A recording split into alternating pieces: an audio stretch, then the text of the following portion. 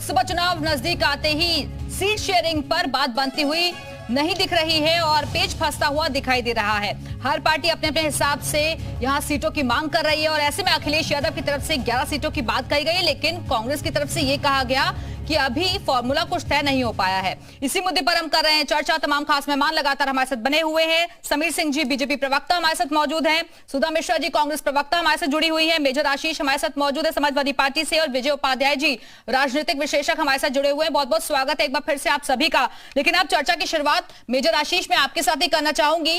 ये कैसा गठबंधन है जहां बंगाल में ममता बनर्जी अकेले चुनाव लड़ने की बात कर रही हैं, पंजाब में आम आदमी पार्टी अकेले चुनाव लड़ने की बात कर रही है, उत्तर प्रदेश में ऐसी हालत आप देख रहे हैं जहां बात बनती हुई दिख नहीं रही।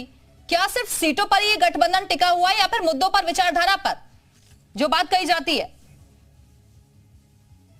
देखिए, कहीं ना कहीं ऐसी जब परिस्थितियां बनती हैं जहां पे एक प्रादेशिक पार्टी जो है यानी रीजनल पार्टी है, अगर वो बहुत मजबूत स्थिति में है, जैसे कि ममता जी हैं, वो बहुत मजबूत स्थिति में है, तो निश्चित रूप से वो क्यों अपनी सीटों को अभी देना चाहेंगी। उसी तरीके से आप देखिए कि पंजाब में आम आदमी पार्टी एक बहुत मजबूत स्थिति में है और जिसको सीट देने की बात कर रहे हैं वहां कांग्रेस बहुत कमजोर स्थिति में है इन दोनों जगहों पे।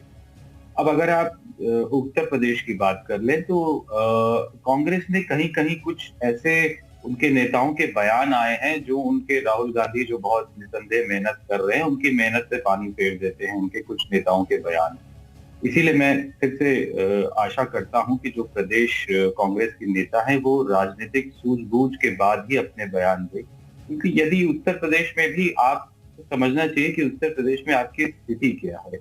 आप अभी जो मौजूदा सर्वे के मुताबिक आप 2% वोट पे हैं, यानी अगर 1 लाख वोट एक कोई पा रहा होगा सपा का प्रत्याशी, तो अगर आपका वोट जोड़ा जाएगा तो उसमें 2000 वोट प्लस हो जाएंगे। तो यदि आप किसी को 2000 वोट देने की स्थिति में हैं और जिस पार्टी से आप गठबंधन की बात कर रहे हैं वो 37% वोट पे कहीं ना कहीं टिकी हुई है, वो बहुत बड़ा एक डिफरेंस है। और फिर भी आपने समाजवादी पार्टी को मध्य प्रदेश में जो है कोई सीट नहीं दी, उसके बावजूद अखिलेश जी ने बहुत बड़ा दिल रखा और आपके बातचीत करके वो 11 सीटें दे रही। तो कहीं ना कहीं एक गठबंधन को बनाए रखने के लिए बहुत आवश्यक है कि जो भी प्रदेश लेवल के नेता हैं वो अपनी समझदारी और सूझबूझ का इस्तेमाल करें और उसी मुताबिक जो है बयान दें। ठीक है, ठीक है। सुधा मिश्रा जी को दिखाइए। सुधा मिश्रा जी वो सीधे सीधे कह रहे हैं कि आपकी जो पार्टी के नेता है थोड़ा सोच समझकर संयम बरतकर बयान दें मीडिया के सामने आकर, और दूसरा वो ये कह रहे हैं कि पहले स्थिति तो देखिए अपने उत्तर प्रदेश में आप लोग, फिर मांग करिए ना इतनी सारी सीटों की जो आप लोग कहना चाह रहे हैं इनडायरेक्टली। क्या बात है, आपने पूरे प्रश्न के भाव ही बदल दिए। मैं भी बात सुन रही थी, उन्होंने ये तो नहीं कहा कि अपना वो देखिए कि आप किस में है। जाहिर सी बात है, जब गठबंधन के तौर पे जब भी मैं इन बातों को रखती हूँ और कहती हूँ, गठबंधन में जहाँ जिस राज्य में जो मजबूत स्थिति में है वो अपने आप को प्रथम रखेगा। ये हर राज्य तो आप उत्तर प्रदेश में मजबूत स्थिति में है क्या? वो यही तो समझाना चाह रहे हैं उत्तर प्रदेश में। सुनिए तो बात पहले, इससे पहले जो चुनाव लड़ा गया ना सुधा जी, जो चुनाव लड़ा गया, क्योंकि हम लगातार आंकड़े भी दिखा रहे हैं, सुन तो लीजिए, सवाल तो सुन लीजिए। आप सुन लीजिए, मैं समझ गई। सत्ता में उतार चढ़ाव होते हैं, कभी जिस पार्टी की सत्ता है ना 2 सांसद उसके भी थे, तो ये प्रश्न खड़ा मत करिए। राजनीति है, उतार चढ़ाव सबके साथ लगा रहेगा। यहाँ पे गठबंधन की बात हो रही है, उसको लेके बात करिए। हम मजबूत स्थिति में है या नहीं, ये प्रश्न नहीं है। प्रश्न इस बात का है कि गठबंधन है या नहीं, या गठबंधन में बातचीत हो रही है कि नहीं हो रही है। अरे उससे अकॉर्डिंग वो यही तो समझाना चाह रहे हैं कि उससे अकॉर्डिंग तो सीटें मिलेंगी ना। नहीं तो आपने प्रश्न ही चेंज कर दिया। कहा था कि उनको मेरी स्थिति क्या है, नहीं उन्होंने बोला ना, आपने प्रश्न मेजर आशीष ने अभी बोला, आपने सुना नहीं, उन्होंने यही तो बात बोली कि पहले अपनी हालत तो देखिए वो लोग यहाँ की। उनसे कहलवा दीजिए कि हालत देखिए अपनी और तब सीट मांगिए। ये बात वो बोल दे, फिर से नहीं बोला है उन्होंने। पूछिए ना मेजर आशीष, बताइए जरा। क्या आशीष जी आपने यही बोला है? मैंने हालत देखिए इस शब्द का इस्तेमाल नहीं किया। मैंने बिल्कुल स्थिति तो बोली है ना, लेकिन आपने स्थिति तो बोली ना। सुनिए, बस मैं समझ गई। हाँ, आपने जो कहा और जो उन्होंने कहा मैं सुन रही थी, इसलिए मैं कहा उन्होंने हालत देखिए शब्द का प्रयोग नहीं किया है। और वो जिस बातों को रख रहे थे, बिल्कुल गठबंधन के स्तर पे हम सबको एक साथ समझ के आगे बातचीत करने और चीजों को बेहतर रंग से रखना पड़ेगा। क्योंकि अगर उत्तर प्रदेश की बात करेंगे तो और भी राज्य, लोकसभा का चुनाव है, मात्र चुनाव नहीं है। ये चुनाव उत्तर प्रदेश का नहीं है, लोकसभा का चुनाव है, तो पूरे देश के परिदृश्य में बात होनी चाहिए और बात हो भी रही है। तो जब भी कोई प्रश्न करिए तो किसी की बात को घुमा फिरा के बात नहीं कर रहे हैं ना आप लोगों का। ये जो अभी एटीट्यूड बना हुआ है ना, यही अहंकार जो है ना आप लोगों की पार्टी को जड़ से कमजोर कर रहा है मैम। यही एटीट्यूड आप लोगों को पार्टी को जड़ से कमजोर कर रहा है। समीर जी जवाब दीजिए। एक्सक्यूज मी मैम, इनको हर उस व्यक्ति की बात खराब लगेगी जो कांग्रेस को कटघरे में खड़ा करेगा। अरे भाई आप किस बात की दाद दे रहे हो?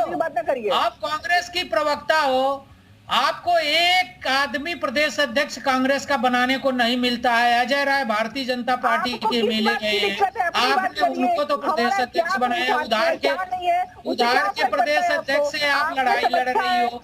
दूसरा, राहुल गांधी को अमेठी ने सांसद बनाया और राहुल गांधी हारने के डर से कहां भाग गए? वायनाड भाग गए। वायनाड उत्तर प्रदेश की 80 सीटों में कोई भी सीट उनको नहीं मिली। उनकी हिम्मत उत्तर प्रदेश के अंदर लड़ने की नहीं हुई। वायनाड क्यों गए? मुस्लिम लीग से 2 समर्थन लिया।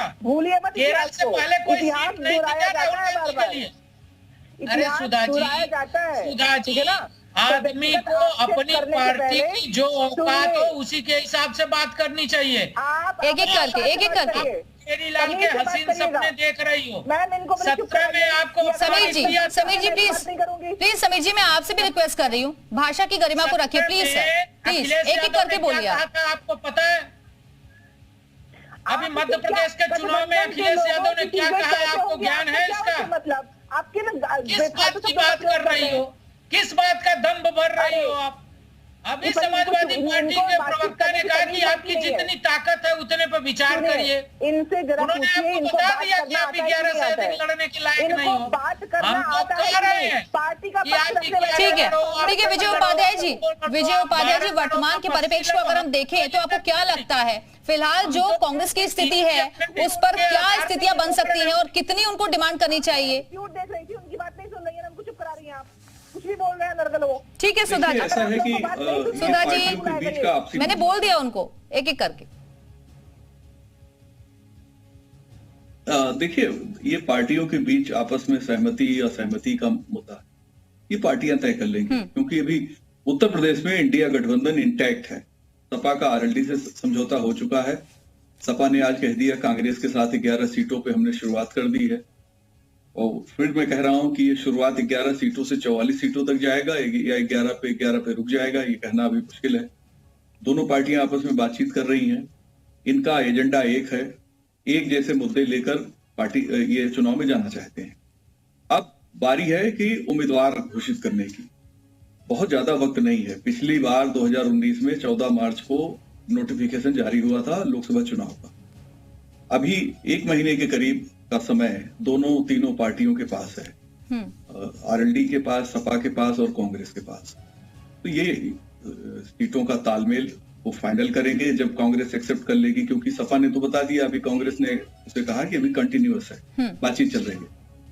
तो एक तो ये, दूसरा राहुल गांधी की यात्रा भी आ रही है 14 को। वो चंदौली से इंटर करेगी 14 फरवरी से और 25 फरवरी तक उत्तर प्रदेश में रहेगी। 20 जिलों में वो जाएंगे। राहुल गांधी के आने से कितना पार्टी पे फर्क पड़ेगा, किस तरीके के मुद्दे वो उठाएंगे, वो सारी बातें भी हैं। अभी ये भी बहुत इंपॉर्टेंट है और ये भी महत्वपूर्ण होगा कि क्या राहुल गांधी की न्याय यात्रा में अखिलेश यादव और जयंत चौधरी ये भी शामिल होंगे कि नहीं शामिल होंगे। देखिए दरअसल कांग्रेस की प्रवक्ता को नाराज नहीं होना चाहिए। दरअसल जब चीजें तेजी से शेप लेती हैं किसी एक पार्टी में तो लोग उससे तुलना करने लगते हैं दूसरी पार्टी की तरफ। एक तरफ देखिए देश 2 हिस्से में बटा है राजनीतिक तौर पे। जैसे अमेरिका का जो चुनाव है प्रेसिडेंशियल इलेक्शन, वहां के 2 पार्टी सिस्टम पे होता है। हमारे यहाँ मल्टी पार्टी है लेकिन 2 अलायंस बन चुके हैं। एक एनडीए बना हुआ है, एक दूसरा यूपीए है। दोनों में पिछले 25 साल से संघर्ष चल रहा है यूपीए और एनडीए में। 10 साल यूपीए ने शासन किया, 10 साल एनडीए का शासन हो गया। एनडीए का 10 नहीं हुआ बल्कि 14 साल हो गया, क्योंकि अटल जी की सरकार भी 2001 से 4 तक थी। तो 14 साल एनडीए का शासन रहा है इस 24 साल में और 10 साल यूपीए का शासन रहा है। एनडीए की चीजें तेजी से शेप लेती हैं, वो सत्ता में है, उनके समझौते, उनके तालमेल, तेजी से शेप लेते हैं। तो जो लोग ऑब्जर्व करते हैं, मीडिया का काम यही है, प्रेस का काम यही है कि वो देखे कि कौन क्या कर रहा है। तो इसमें किसी प्रवक्ता को नाराज नहीं होना चाहिए, ना वो किसी पे इस तरह के कमेंट करने की जरूरत है, क्योंकि तुलना तो हो जाएगी, अपने आप हो जाती है। और लोग चाहते हैं, जैसे अगर हमारी एंकर कह रही हैं कि भाई आपने ये नहीं किया, तो उसका मतलब वो चाहती जल्दी से आप काम करिए, क्योंकि आपको चुनाव में जाना है। तो एक तरीके की सिंपैथी भी है। और ये आरोप लोग लगा देते हैं कि नहीं ये तो बीजेपी के फेवर में, लेकिन ऐसा होता नहीं, दोनों पक्ष के लिए होता है। अभी जहां पे आज कांग्रेस खड़ी है वो कह रही है कि समझौता फाइनल नहीं है, समाजवादी पार्टी कह रही है समझौता 11 सीटों से शुरुआत कर दिया। अब यहाँ पे दुविधा तो कांग्रेस की तरफ से आ रही है। वो कहते हैं हाँ शुरुआत हो गई है, तो हम मानते हैं कि दोनों में बातचीत ठीक चल रही है, लेकिन हम लोग जब ऑब्जर्व कर रहे हैं तो पा रहे हैं कि दोनों के बयानों में बहुत अंतर है। ऐसे में भाजपा अटैक करेगी, क्योंकि भाजपा को तो राजनीति करनी है। वो तो हर कीमत पे साबित करेंगे कि आपका गठबंधन ठीक नहीं है, आपके मुद्दे ठीक नहीं है और आप में तालमेल भी नहीं है।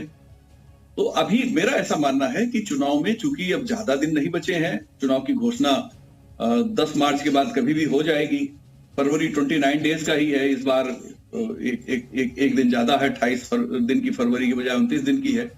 एक दिन और जोड़ लेते हैं तो 29 दिन उधर हैं, 3 दिन इधर हैं और 10 दिन उधर हैं, यानी 30 करीब 42 दिन हैं। 42 दिनों में बहुत लंबा सफर तय करना है और यात्रा भी करनी है। तो उत्तर प्रदेश में चूंकि 80 सीटें हैं और दिल्ली का रास्ता है, बिहार में जो कुछ हुआ, बिहार की 40 सीटें, उत्तर प्रदेश की 80 सीटें, ये बहुत इंपॉर्टेंट है। और बीजेपी ने बिहार को मैनेज कर लिया, उत्तर प्रदेश यूपीए को मैनेज करते हुए तो मीडिया देखना चाहती है। ठीक। तो वो जब तक सामने नहीं आएगा तब तक लोग यही मानेंगे कि एनडीए और बीजेपी चैंपियन है, ये बहुत तेजी से काम कर रहे हैं और इनके काम ज्यादा बेहतर है।